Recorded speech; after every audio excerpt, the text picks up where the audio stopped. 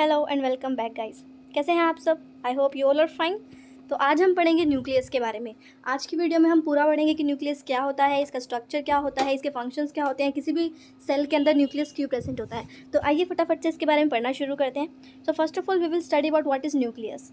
Nucleus, the cell nucleus is a membrane-bound structure that contains a cell's hereditary information and control its growth and reproduction. तो भाई nucleus जो है वो एक membrane bound organelle है, एक मेम्ब्रेन से बाउंडेड है वो। और जो भी सेल की हेरिडिटरी इन्फॉर्मेशन होती है, हेरिडिटरी इन्फॉर्मेशन आपको पता ही है, जो एक जनरेशन से दूसरी जनरेशन तक जो भी इंफॉर्मेशन ट्रांसफ़र होती है उसे ही हम हेरिडिटरी इन्फॉर्मेशन बोलते हैं। ठीक है, तो जो भी हेरिडिटरी इन्फॉर्मेशन होती है सेल के अंदर वो सब कहाँ मिलती है? न्यूक्लियस के अंदर मिलती है। और क्या काम है इसका? It controls the growth and reproduction. ठीक है, it is the command center of the eukaryotic cell and is usually the most notable cell organelle in both size and function. This is derived from a Latin word which means kernel of a nut. जिस तरह से नट के अंदर colonel present होता है, इसी तरह से सेल के अंदर न्यूक्लियस प्रेजेंट होता है, इसीलिए इसे हम कर्नल ऑफ अ नट भी बोलते हैं। It is found in the centre of a cell. ठीक है, now here you have the structure of a nucleus. So this is a nucleus. नहीं, ये न्यूक्लियस नहीं है, ये पूरा ही न्यूक्लियस है।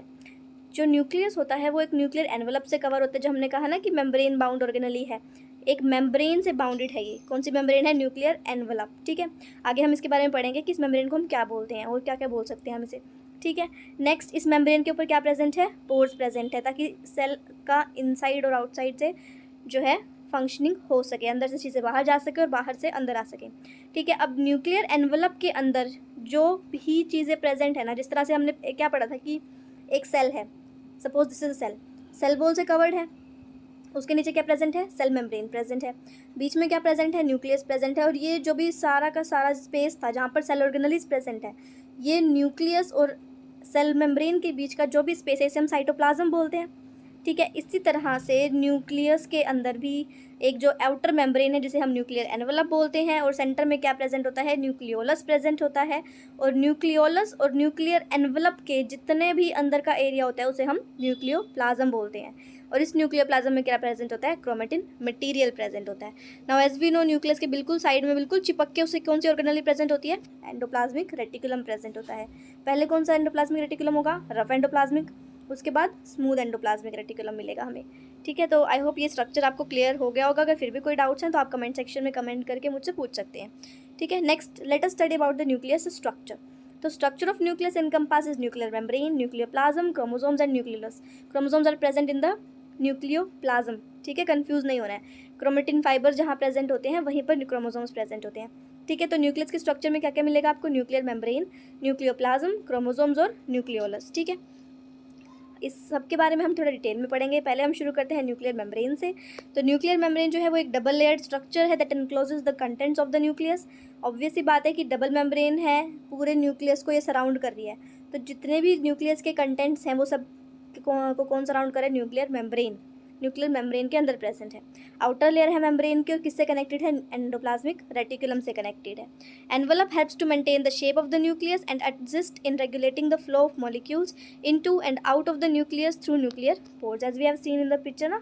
Nuclear pores are present in the nuclear envelope. See here, nuclear envelope के अंदर nuclear pores present है, छोटे छोटे pores है ना। ये इनका काम क्या है? सेल को इन टू और आउट ऑफ द न्यूक्लियस जितने भी मॉलिक्यूल्स का फ्लो है उसको फैसिलिटेट करना, रेगुलेट करना। ठीक है, I hope nuclear membrane is clear to all of you. Next is we have is nucleoplasm, the structure. Nucleus के बाहर की जो मेम्ब्रेन है और न्यूक्लियस के अंदर जो न्यूक्लियोलस प्रेजेंट है उसके बीच का जो भी स्पेस है उसे हम क्या बोलते हैं? न्यूक्लियोप्लाज्म बोलते हैं। So it is a gelatinous substance within the nuclear envelope, इसे हम कैरियोप्लाज्म भी बोलते हैं। This semi aqueous material is similar to the cytoplasm which was found in the cell, है ना, and is composed mainly of water with dissolved salt, enzymes and organic molecules suspended within it. So nucleoplasm के अंदर आपको क्या क्या मिलेगा? Salt, enzymes, water, organic molecules. Nucleolus and chromosomes are surrounded by nucleoplasm which functions to cushion and protect the contents of nucleus. जो nucleolus है और जो chromosomes है वो सभी न्यूक्लियोप्लाज्म से सराउंडेड है। ऑब्वियसली न्यूक्लियस के बीच में प्रेजेंट है ना, ये न्यूक्लियस है, इसके बीच में न्यूक्लियोलस प्रेजेंट है, तो न्यूक्लियोलस किससे सराउंडेड है? न्यूक्लियोप्लाज्म से सराउंडेड है ना। अब ये जो न्यूक्लियोप्लाज्म है ये इस न्यूक्लियोलस को प्रोटेक्ट कर रहा है, इसको कवर कर रहा है, कह सकते हैं ना हम। ठीक है। So nucleolus and chromosomes are surrounded by nucleoplasm which functions to cushion and protect the content of the nucleus. Next we have is nucleolus. अब हम इतनी बार कह रहे हैं कि एक न्यूक्लियस है, उसके अंदर न्यूक्लियोलस प्रेजेंट है, मेम्ब्रेन के बारे में हमने पढ़ लिया, न्यूक्लियोप्लाज्म के बारे में हमने पढ़ लिया। So now what is this nucleolus? This is contained with in the nucleus. This is a dense membraneless structure composed of RNA and proteins called the nucleolus. So this is a membraneless structure. ये double membrane bounded था, ये membraneless structure है ना। Nucleolus क्या है? Membranes नहीं है बिल्कुल भी, इसके अंदर कोई मेम्ब्रेन प्रेजेंट नहीं है। Some of the eukaryotic organisms have a nucleus that contains up to 4 nuclei. कुछ ऐसे भी ऑर्गेनिजम्स हैं जिनके अंदर जो न्यूक्लियस है, उस न्यूक्लियस के अंदर अप टू 4 न्यूक्लियोलाई हमें मिल सकती हैं। So this nucleolus disappears when a cell undergoes division and is reformed after the completion of cell division. जब सेल जो है उसके अंदर डिवीजन हो रही होती है, जब सेल डिवाइड हो रहा होता है, तो ये न्यूक्लियस जो है वो डिसअपियर हो जाता है। हमने हमेशा ये पढ़ा ना कि न्यूक्लियस जो है वो 2 पार्ट्स में डिवाइड हो रहा है। कैरियोकाइनेसिस का प्रोसेस तो आपने पढ़ा ही होगा ना। कैरियोकाइनेसिस में क्या होता है, जो न्यूक्लियस की डिवीजन होती है 2 पार्ट्स में, उसे ही हम कैरियोकाइनेसिस बोलते हैं। तो न्यूक्लियस जब डिवाइड होता है तो ये न्यूक्लियोलस जो है ये छूम अंदर हो जाता है कि इसको डिवाइड ना होना पड़े, तो ये डिसअपियर हो जाता है। और जब सेल डिवीजन हो चुकी होती है, कंप्लीट हो जाती है, उसके बाद ये दोबारा से बन जाते हैं। It reformed after the completion of cell division. Next we have is chromosomes. Chromosomes, the nucleus is the organelle that houses chromosomes. Chromosomes जो है कहाँ प्रेजेंट होते हैं? न्यूक्लियस के अंदर प्रेजेंट होते हैं, और इन्हीं के अंदर डीएनए प्रेजेंट होता है।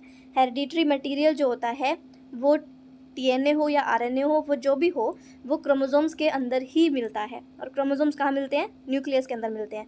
इसीलिए न्यूक्लियस को हेरिडिटरी इन्फॉर्मेशन ट्रांसफ़र करने का और मेन ऑर्गेनली भी बोली जाती है। ठीक है। Chromosomes are present in the form of strings of DNA and histones called chromatin. Chromosomes जो हैं वो डीएनए और हिस्टोन्स की स्ट्रिंग्स की फॉर्म में प्रेजेंट होते हैं। डीएनए और हिस्टोन्स जो है वो आपस में बाउंडेड होते हैं, जिन्हें हम क्रोमेटिन बोलते हैं।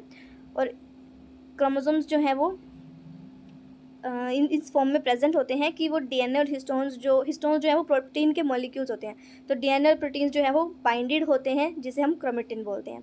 When a cell is resting that is not dividing, the chromosomes are organised into long entangled structures called chromatin. जब सेल जो है वो रेस्ट फेज में होता है, मतलब अब उसके अंदर कोई डिवीजन नहीं हो रही होती, तो जो क्रोमोसोम्स हैं वो क्रोमेटिन की फॉर्म में अपना स्ट्रक्चर फॉर्म कर लेता है। और क्रोमेटिन जो है वो फर्दर हेट्रोक्रोमेटिन भी हो सकता है या यूक्रोमेटिन भी हो सकता है, बेस्ड ऑन द फंक्शन कि उसे क्या फंक्शन परफॉर्म करना है। ठीक है। Next we have is nucleus का structure. So this is a basic structure. सबसे बाहर क्या मिलेगा हमें? न्यूक्लियर एनवेलप मिलेगा, उसके अंदर हमें न्यूक्लियोप्लाज्म मिलेगा, न्यूक्लियोप्लाज्म के अंदर क्रोमेटिन। ठीक है। इसके बाद न्यूक्लियर एनवेलप के अंदर न्यूक्लियर पोर्स भी प्रेजेंट है। कहाँ गया? गिरा। सो न्यूक्लियर एनवेलप के अंदर न्यूक्लियर पोर्स प्रेजेंट है, और बीच में क्या प्रेजेंट है? न्यूक्लियोलस प्रेजेंट है। ये डबल मेम्ब्रेन बाउंड है, देखो डबल मेम्ब्रेन है ना इसके ऊपर, डबल मेम्ब्रेन बाउंड स्ट्रक्चर। और न्यूक्लियस जो है वो मेम्ब्रेन लेस स्ट्रक्चर है, ये चीज़ याद रखना। कभी कभी पूछ लेते हैं कि न्यूक्लियस और न्यूक्लियोलस में से कौन सा मेम्ब्रेन बाउंड स्ट्रक्चर है, तो कौन सा है? Nuclear envelope membrane bound structure है। Next we have is the function of nucleus. So it contains the cell's hereditary information and controls the cell growth and reproduction. It is possible to duplicate one's DNA in the nucleus. This process has been named DNA replication and produces an identical copy of the DNA. So we know DNA replication means DNA एक single दो DNA strands होते हैं, helix के form में arranged होते हैं, और फिर वहाँ से एक एक strands जो हैं वो अलग अलग हो जाते हैं और फिर वो DNA की फॉर्मेशन करते हैं। यही प्रोसेस होता है ना। तो it is possible to duplicate once DNA in the nucleus. The nucleus is the site of transcription. Transcription creates different types of RNA from DNA. Transcription would be a lot like creating copies of individual pages of the human body's instructions, which may be moved out and read by the rest of the cell. The central rule of biology states that DNA is copied into RNA and then the proteins. Transcription translation ये processes तो आपको पता ही होंगे ना। DNA RNA में convert होता है और RNA then is converted into proteins.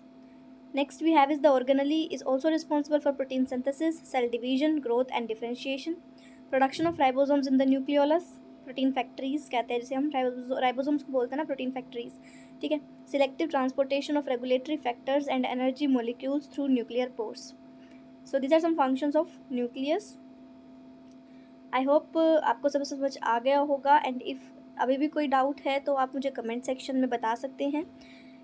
So I hope you like the video, and if you like the video, don't forget to like, share and subscribe. Thanks for watching.